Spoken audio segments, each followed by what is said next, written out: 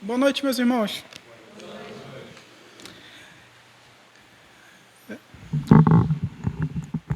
Vou segurar aqui, acho que vai ficar melhor para mim. Sem ser na antena, dessa vez. É o seguinte, meus irmãos. Eu estava meditando em algo para trazer para os irmãos e me veio na mente o Catecismo de Heidelberg. Acho que a gente poderia meditar sobre uma das perguntas que eu acho muito interessante para a nossa fé. É uma pergunta básica que trata de princípios que são básicos, mas ainda assim são muito fundamentais para a nossa crença. Como os irmãos sabem, nós que somos presbiterianos e as nossas igrejas que têm uma tradição que corresponde aos países de origem holandesa, belga, esses países eles utilizam os documentos que nós chamamos de as 3 formas de unidade.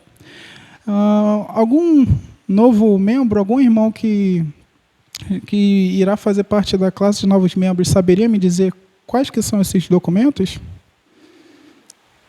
O Rômulo, por exemplo.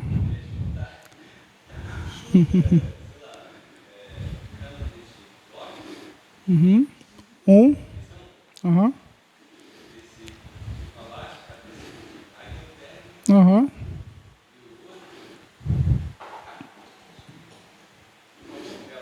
Isso aí.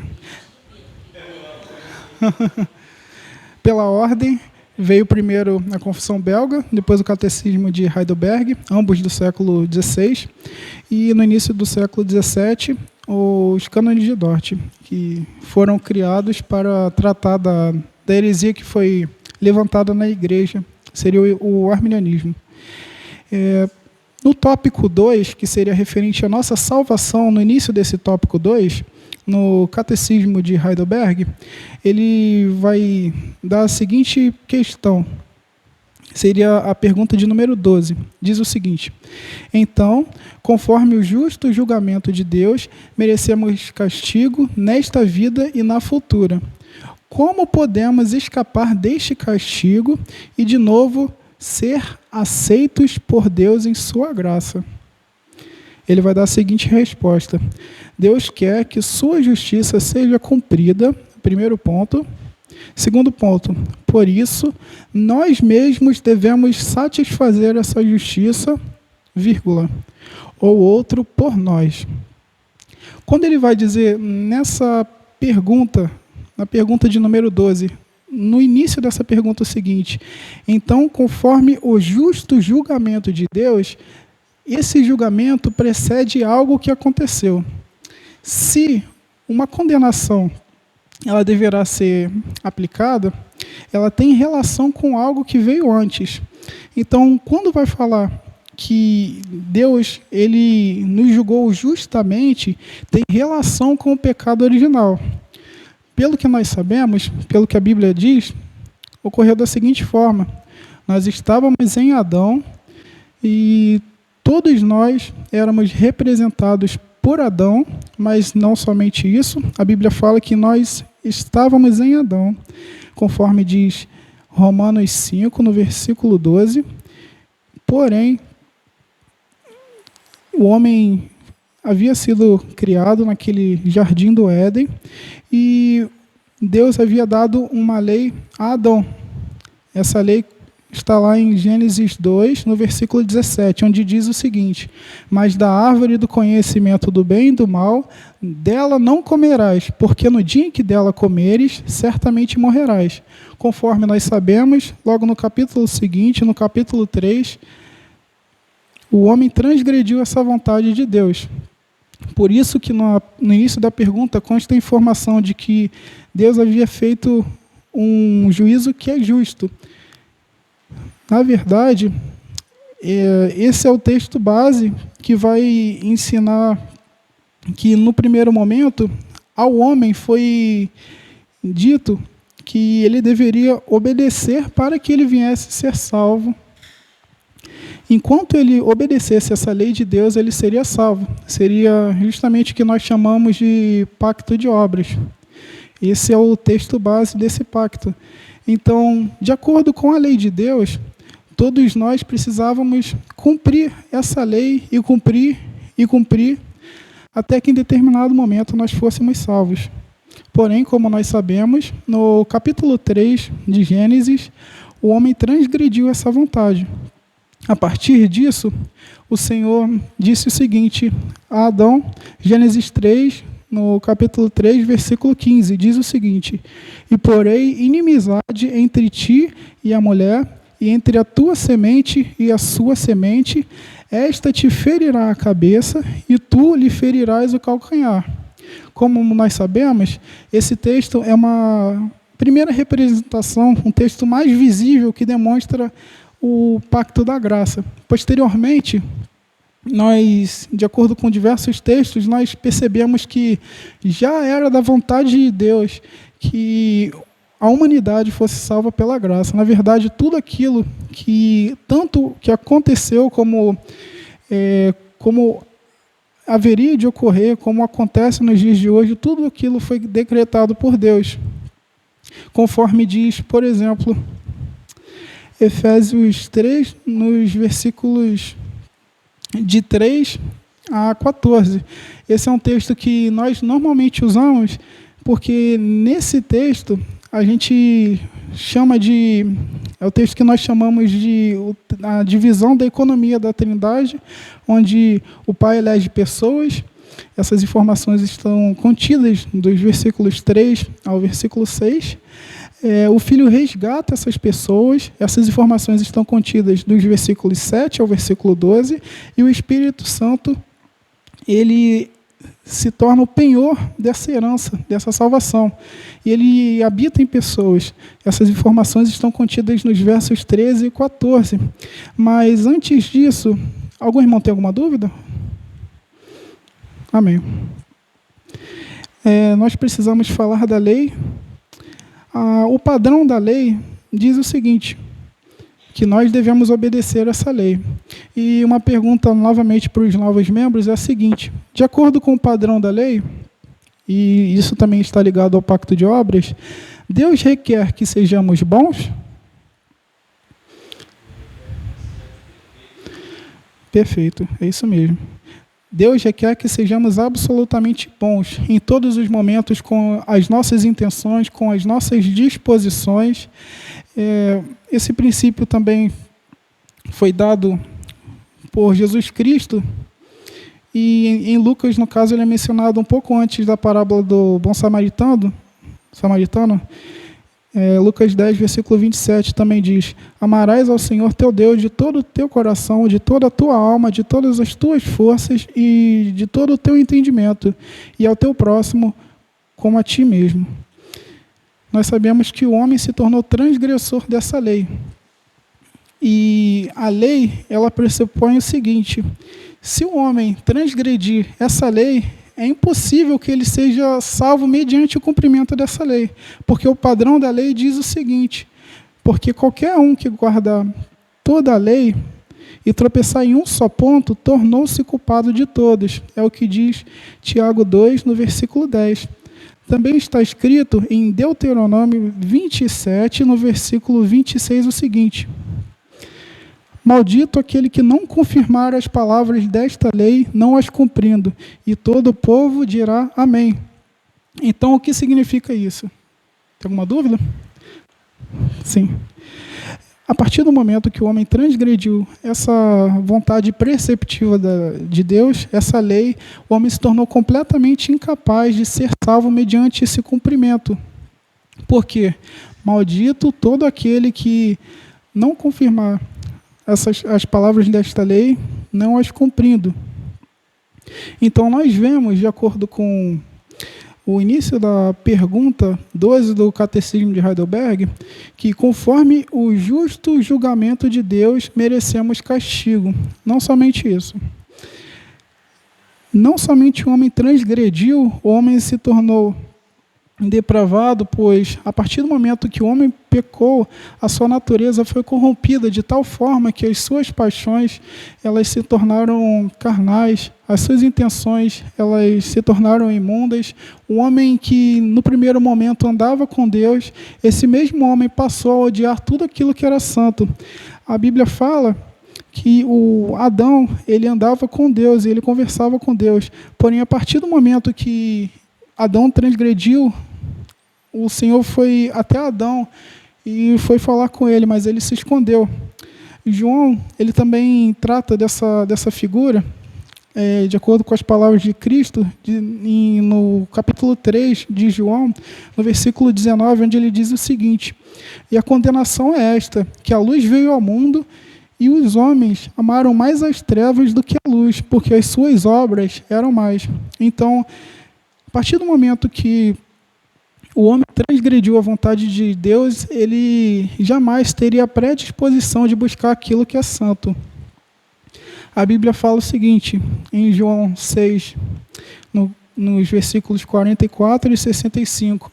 Ninguém pode vir a mim se o Pai que me enviou não o trouxer, e eu o ressuscitarei no último dia. Além disso, esse primeiro ponto com relação à possibilidade, mas no capítulo anterior, João 5, versículos 39 e 40, diz o seguinte: mas não quereis vir a mim para terdes vida. Há uma vida em Jesus Cristo, nós entendemos, mas o homem, por conta própria, ele jamais vai querer buscar a vida. Se lançarmos um leão aqui e em determinado ponto nós colocarmos um prato de lentilhas, e no outro ponto eu pegar vocês todas e botarem ali, e de repente eis que eu solto o leão, para qual lado esse leão vai correr? Ele vai correr para o lado das pessoas, mas porque a sua natureza o tende a agir dessa forma. Da mesma forma, isso vale para os homens. Os homens sendo maus, a sua natureza sendo pecaminosa, o homem vai sempre tender ao pecado. Então, é incapaz o homem, é impossível que o homem vá até Deus a fim de que ele venha ser salvo. E conforme nós já vimos, de acordo com o padrão da lei de Deus também, é impossível que o homem venha a ser salvo. Por conta disso, o homem se tornou morto legalmente. A lei que no primeiro momento, antes do pecado original, fazia com que ele se tornasse um homem vivo, um homem ainda com capacidade de ser salvo mediante esse cumprimento, a partir dessa transgressão, o homem se tornou morto, no sentido de que ele jamais teria a capacidade de se tornar salvo mediante esse cumprimento da lei. Diz o seguinte, no início da pergunta: então, conforme o justo julgamento de Deus, merecemos castigo. Não somente isso. A palavra de Deus diz que o Senhor pune aquele que é transgressor. Naum 1,6 diz o seguinte: quem parará diante do seu furor e quem persistirá diante do ardor da sua ira? A sua cólera se derramou como um fogo, e as rochas foram por ele derrubadas. Também diz em Ezequiel, no capítulo 18, versículo 4, o seguinte: eis que todas as almas são minhas, como é o Pai, a alma do Pai, assim também a alma do Filho é minha. A alma que pecar, essa morrerá. Também diz no Salmo 130, versículo 3, o seguinte: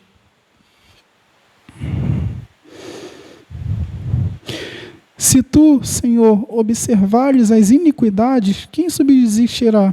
Ou seja, o Senhor peca aquele que transgride, conforme o início da pergunta diz, tendo em vista que nós recebemos um justo julgamento de Deus, merecemos o castigo nesta vida e na futura. Esse último ponto particular tem relação com os tipos de morte também, porque a partir do momento que Adão pecou, ele se tornou morto legalmente, mas isso provocaria problemas em sua saúde física. O homem que no primeiro momento não tinha problemas, ele passou a adoecer.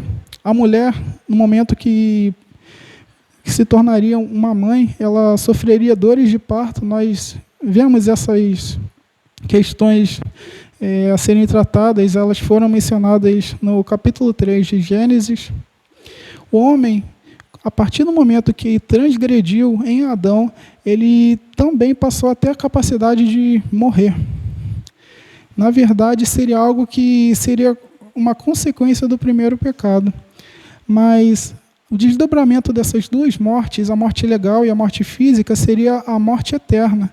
Então, o homem que transgrediu em Adão e o homem que morreu fisicamente, esse mesmo homem deveria sofrer o justo juízo da parte de Deus. E aqui há um ponto que é muito relevante que nós devemos tratar, que vai implicar em doutrinas que nós cremos, mas que no primeiro momento nós não prestamos muita atenção. A doutrina da santidade de Deus. Quando nós falamos a respeito do grau da justiça de Deus, o grau da ira que deverá ser aplicada sobre aqueles que negaram o Evangelho, nós devemos tratar que o grau dessa ira está justamente de acordo com o grau de importância de Deus. Conforme nós entendemos, esse foi o argumento de Anselmo, que é muito relevante para a história da igreja. Nós acreditamos que o grau de punição que uma punição que o homem deverá sofrer está de acordo com o mesmo grau de penalidade que esse homem, a penalidade desse homem. Por exemplo, explicando melhor, é um exemplo que é muito clássico, que os irmãos conhecem bem. Se eu maltratar um mendigo andando pela rua, o que acontecerá comigo? Se mais para frente eu andar e maltratar um policial, o que acontecerá comigo? Se mais para frente eu viro a esquina e eis que eu bato no presidente da República, o que acontecerá comigo? Mas a partir do momento que o homem ofendeu a Deus, essa punição ela está de acordo com o grau de importância daquele que sofreu a ofensa. Então, a ofensa ela está justamente ligada ao tamanho do próprio Deus. Então, quando o homem, que é finito, transgride a lei, ele desobedece a Deus, ele ofende a Deus, esse mesmo homem deverá passar por uma ira que é infinita. E por que o inferno ele é eterno? Porque o homem é finito e essa ira é infinita. Então, por conta disso, esse mesmo homem deverá passar a eternidade no inferno, porque ele jamais irá conseguir satisfazer essa ira. Mas, conforme já mencionamos a respeito do texto de Gênesis 3,15, Deus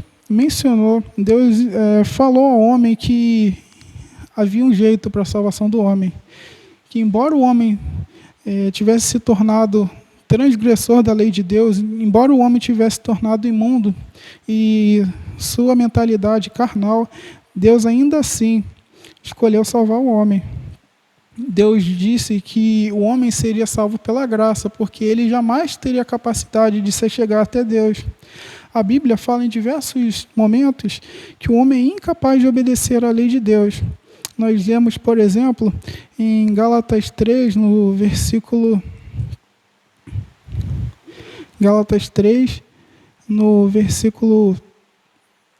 11. E é evidente que pela fé ninguém será justificado diante de Deus, porque o justo viverá pela fé. Ora, a lei não é da fé, mas o homem que fizer estas coisas, por elas viverá.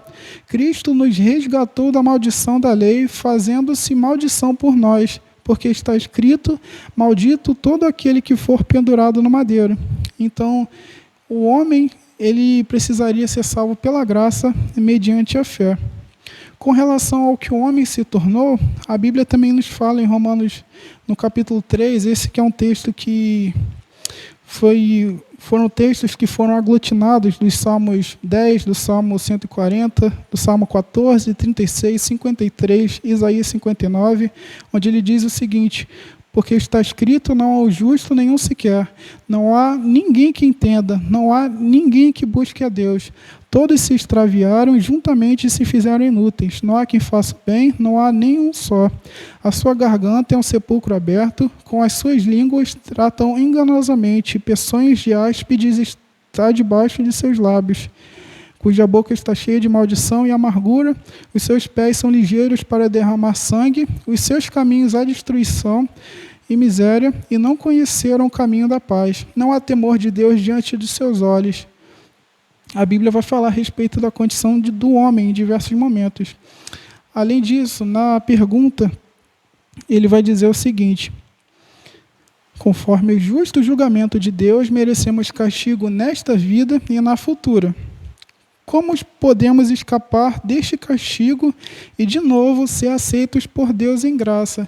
Nós podemos ser aceitos em Deus, por Deus em graça, a partir do momento que confiamos naquele que obedeceu todo o padrão da lei.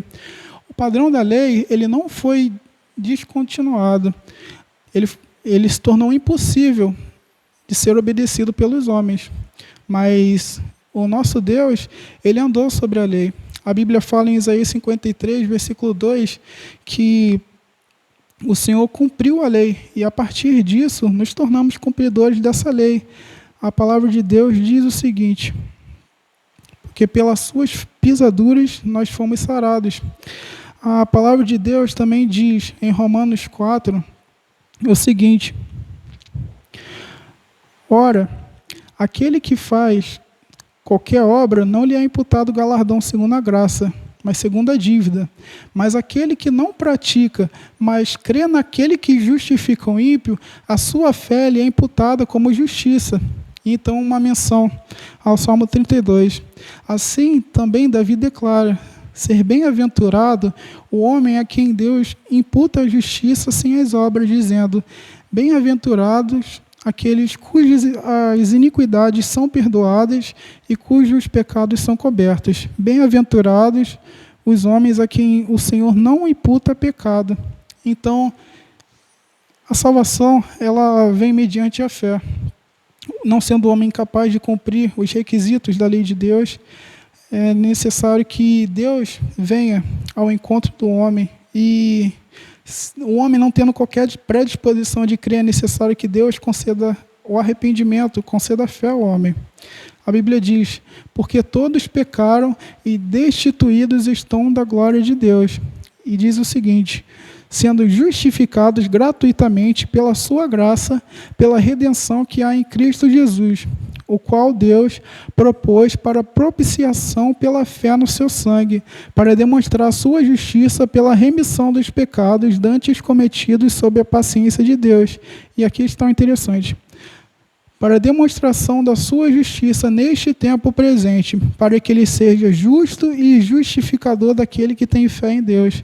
Deus, ele continuou sendo justo, porque ele puniu a injustiça. No texto de Isaías 53, verso 10, diz o seguinte: ao Senhor agradou moê-lo, fazendo enfermar. Então, a partir do momento que Cristo representou um povo, ele recebeu a justiça que nós deveríamos receber. Deus, ele foi justo para conosco no sentido de que ele puniu em Cristo os pecados que deveriam, os pecados que são nossos, que deveriam ocasionar uma punição. Então, Jesus Cristo foi representante de pessoas, mas isso também é interessante. É a pergunta 13, quando eu fui ver a resposta dessa pergunta 12, no primeiro momento teve algo que me deixou um pouco encucado. Ele vai dizer o seguinte: Deus quer que sua justiça seja cumprida. Perfeito. Por isso, nós mesmos devemos satisfazer essa justiça, ou outro por nós. Quando eu li essa parte de nós devemos satisfazer essa justiça, eu achei algo estranho. Mas depois eu fui ler a pergunta seguinte, onde ele vai perguntar justamente isso. Nós mesmos podemos satisfazer essa justiça? E eis que vem a resposta: de maneira alguma. Pelo contrário, aumentamos a cada dia a nossa dívida com Deus. Esse é um ponto. Mas um outro ponto que também foi tratado é que foi o que eu mencionei, que nós somos finitos e Deus é infinito. Então, jamais conseguiríamos suportar essa ira. Além disso, esse é um dos argumentos que nós damos para enfatizar de que Jesus era verdadeiramente Deus, porque somente Deus poderia satisfazer. Então, quando Jesus Cristo representou pessoas e morreu na cruz, ele fez isso porque ele era Deus. Se Deus pegasse uma criatura sem pecado, como Adão, e de repente eis que lançasse essa torrente de ira, o homem jamais iria suportar. Ele seria lançado no inferno, ele sofreria a justiça, ele não conseguiria suportar. Mas Jesus Cristo, por ser Deus, ele conseguiu resistir. Mas além disso, para que ele viesse a salvar o homem, seria necessário que ele fosse um homem e representasse homens e andasse sobre a lei dos homens, sobre a lei de Deus, que Deus deu aos homens. A partir disso, ele fez com que aqueles a quem ele amou se tornassem santos e justos, como se nunca tivessem pecado na vida. Esse é o significado da justificação. Algum irmão tem alguma dúvida?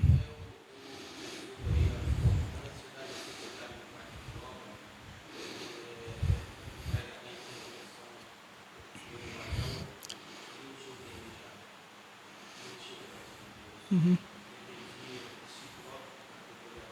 Uhum.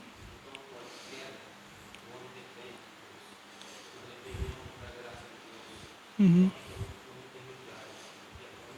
Uhum. Uhum. Amém. É verdade. É verdade. Algo que é interessante é que o pacto de obras ele foi firmado entre Deus e o homem, enquanto o pacto da graça ele foi firmado com as três pessoas da Trindade. O homem ele era incapaz de cumprir essa lei. E o homem ele já estava desviado em seus caminhos.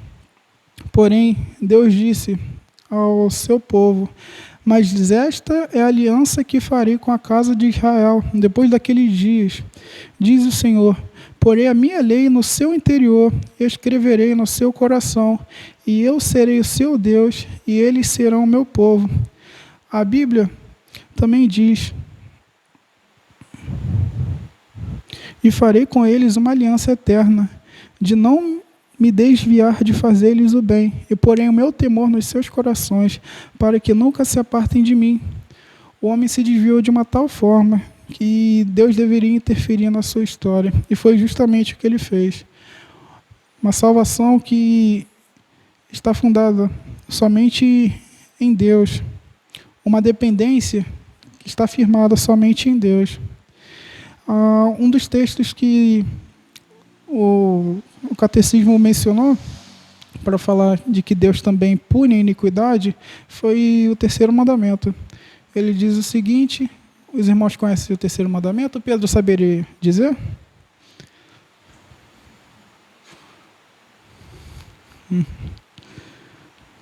Eu vou guardar para a sabatina. Não tomarás o nome do Senhor teu Deus em vão, porque o Senhor não terá por inocente aquele que o invocar em vão. Essa também é essa parte B do terceiro mandamento também faz uma referência a todo aquele que é um transgressor. E todo aquele que é transgressor, alguém levantou a mão?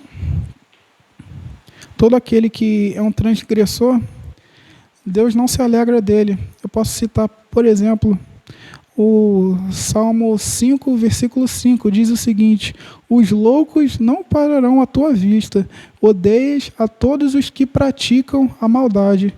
Também diz no Salmo 11, versículo 5, o Senhor prova o justo, porém ao ímpio e ao que ama a violência, odeia a sua alma. Normalmente, quando nós visitamos muitas igrejas, nós ouvimos que Deus ama todas as pessoas, que Deus quer salvar todas as pessoas. Mas, biblicamente, nós não temos base para isso. A Bíblia fala que o Senhor escolhe pessoas e essa escolha, como nós sabemos, não estão vinculadas a qualquer mérito humano.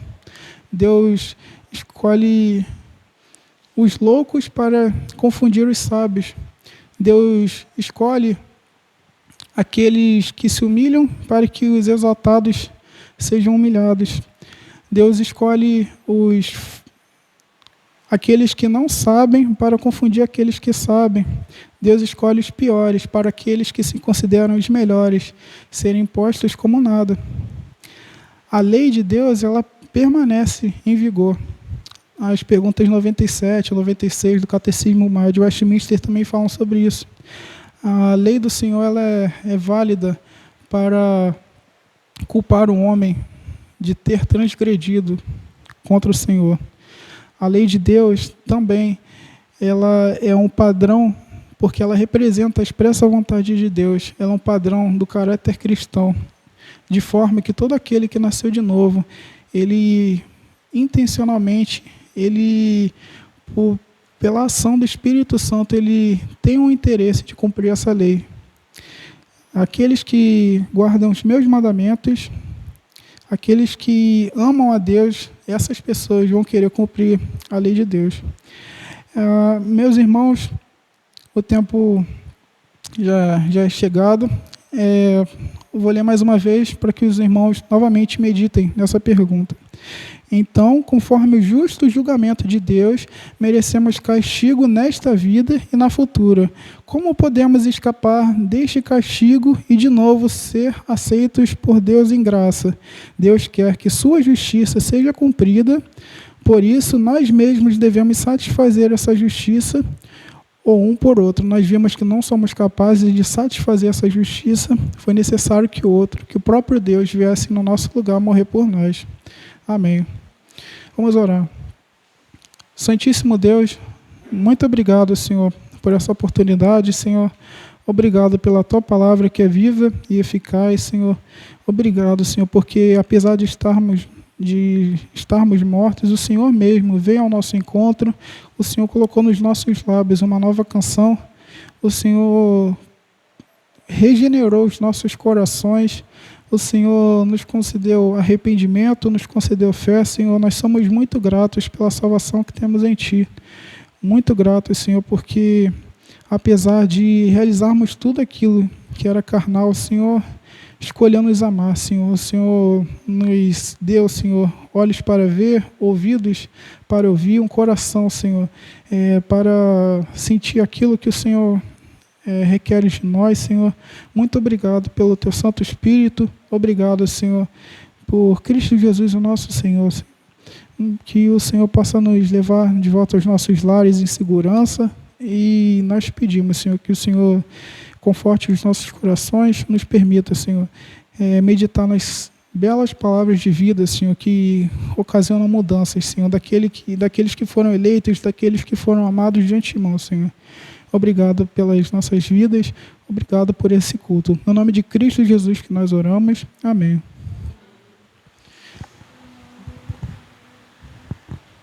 Glória seja ao Pai, ao Filho e ao Santo.